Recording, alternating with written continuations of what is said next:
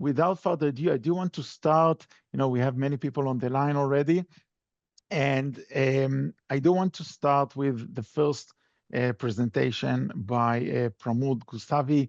Pramod is operating experience in product management and engineering. He's very passionate about finding and supporting the next generation of enterprise software companies. So I truly believe that he has a vast experience on that manner, and he will talk about the cloud security through the years, like the lesson learned. I assume that it's your also lesson learned from the field, Pramod. Is that correct? Yep. So he will talk about the lesson learned, the failures. You can learn from the failures of others, and also, of course, the turning points of that. So Pramod, I gave you the permission. You can change the slides. Thanks a lot, Lior, for organizing this. Just as a way of introduction, I'm an investor at Bloomberg Capital. I've been here about a year. I focus on right now a lot on AI and cybersecurity, but also on traditional cybersecurity. Previously, I was at VMware for about 6 years, part of their corporate strategy team. That's where I got very heavy exposure into cloud security. This has been a topic of interest and passion for me because I don't know if you guys know, you tend to like the music that you hear during your formative days, right? So when you're growing up, you hear some music and that sticks with you your whole life. So for me, cloud security is like that. So when I come from an IT side, when I was learning cloud security, I was learning cloud security, the first thing that I learned, as this was a big focus area for VMware at that time. So I've been following this space for about more than 10 years. So would love to walk you through the transition. Okay, yeah. So the public cloud really started in 2002 when AWS opened up their cloud. So just as a refresher, they opened up their cloud because they didn't need the capacity. They just needed the capacity during the peak shopping days, like 4th of July and Thanksgiving. So they had a lot of capacity. So they opened it up for developers. That's how, cloud actually accidentally started. And then GCP started their own offering after 6 years, and then Azure. And then Dome9 was like one of the first companies that started, really visionary founder, Zohar and others. But I felt like it was just too early. And then in 2013, you had Evident.io, and Redlock started in 2015. That was sort of peak years. And it was peak years because 2012, Amazon started their conference, and that's where, the cloud really became popular. People started talking about the risks. So Evident had a very good timing in 2013, was acquired by Palo Alto. Redlock also was eventually acquired by Palo Alto. And at the same time, so what Evident and Redlock were doing is they're focusing on the infrastructure. They came up with this term called like CSPM, which is Cloud Security Posture Management, which is making sure your cloud is configured really, really well. And at the same time, in 2015, you had companies like Twistlock and Aqua. They started focusing on the application layer. Both of them had agents that could do runtime, visibility. Twistlock got acquired by Palo. Aqua is still standalone. And then for a while, nothing much happened. Palo Alto was doing quite well with those acquisitions. And then 2019, 2020, you see the next wave. The second wave was what I call as a consolidation between CWPP, which is what Twistlock and Aqua were doing on the application layer, and then CSPM, which is what Redlock was doing, right? So these companies came as a second generation, saying that, hey, you don't need separate CSPM, CWPP, you need like a consolidated platform, and they've done quite well. Like, as you know, Wiz was acquired by Google for $30 billion. So fast forward, this is Gartner's view of CNAPP. So they are proposing a unified platform. So there are so on the top, you have this CSPM, this KSPM, which is Kubernetes Security. CIEM is on the identity side, CWPP, as I mentioned, on the application side. So it's really become like a cloud to code. So on the left side, you have the application development.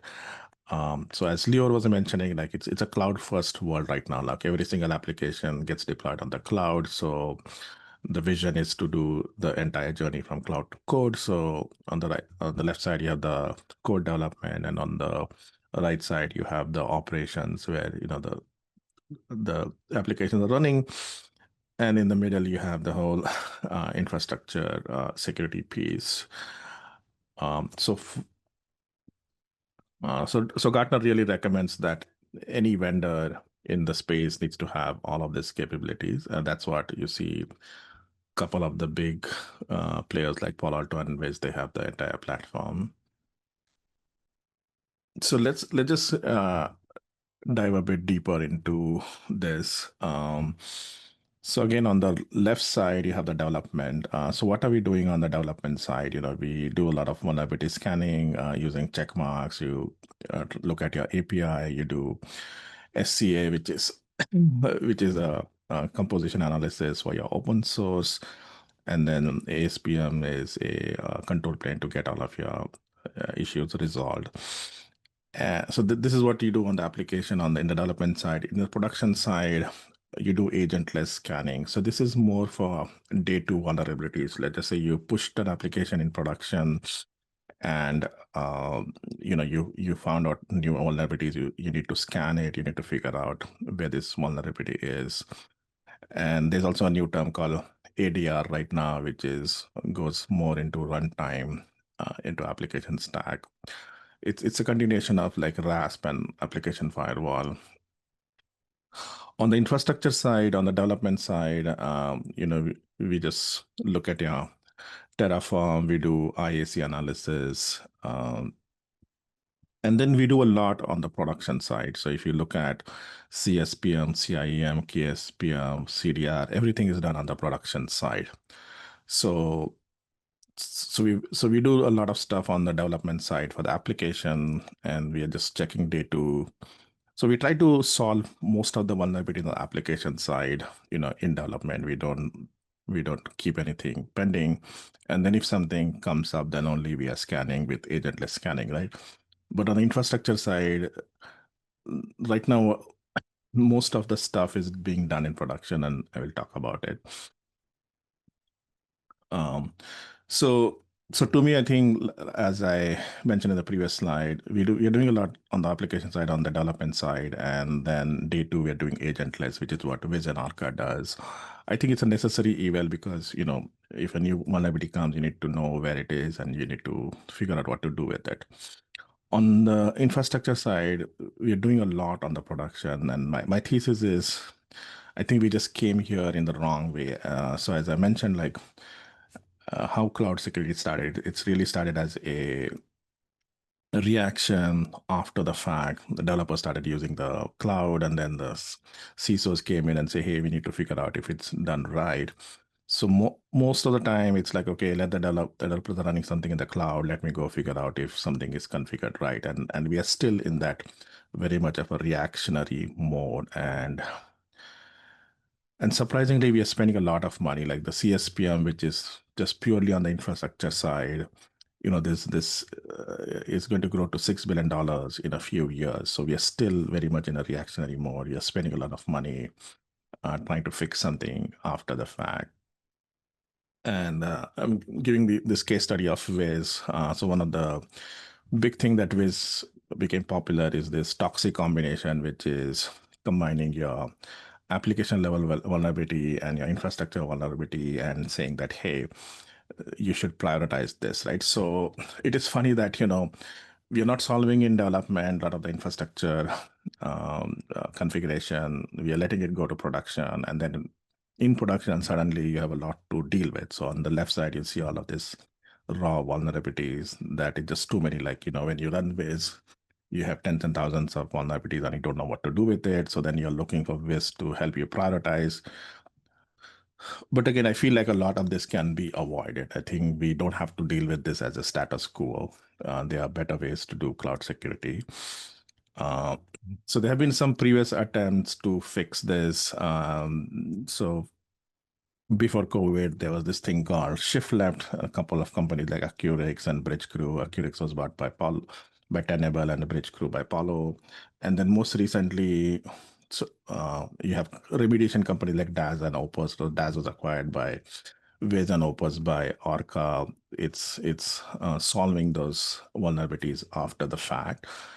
And it's just too much. I think many of these companies on the remediation side just couldn't handle it. It's just too much to handle. You don't know who to go after. And then on the shift left side, I think unfortunately there's not been much development after these companies got acquired. So again, coming back to Gartner's view, so you have this code to cloud. So what runtime actually is meant is real runtime, which is, you take care of everything known, and then something unknown comes in, you have to monitor that. But unfortunately, that's not where we are right now. Like, we are still doing a lot of stuff that we should have done during this pipeline, during code, build and deploy. We're still not focused on runtime. So I feel like, if you're still looking for CSPM, CWPP, in runtime, you're actually not focusing on the real runtime, which is behavioral and others. So that's why you see there's not a lot of action on the runtime security offerings, because the CISO just don't have time to look at it. Like, they're still dealing with CSPM and CWPP errors.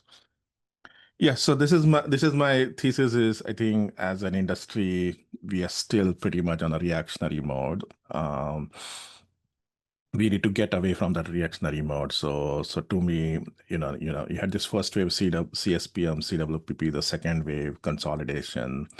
I think there's a third wave to come, which actually solves cloud security the right way, which is more before the deployment.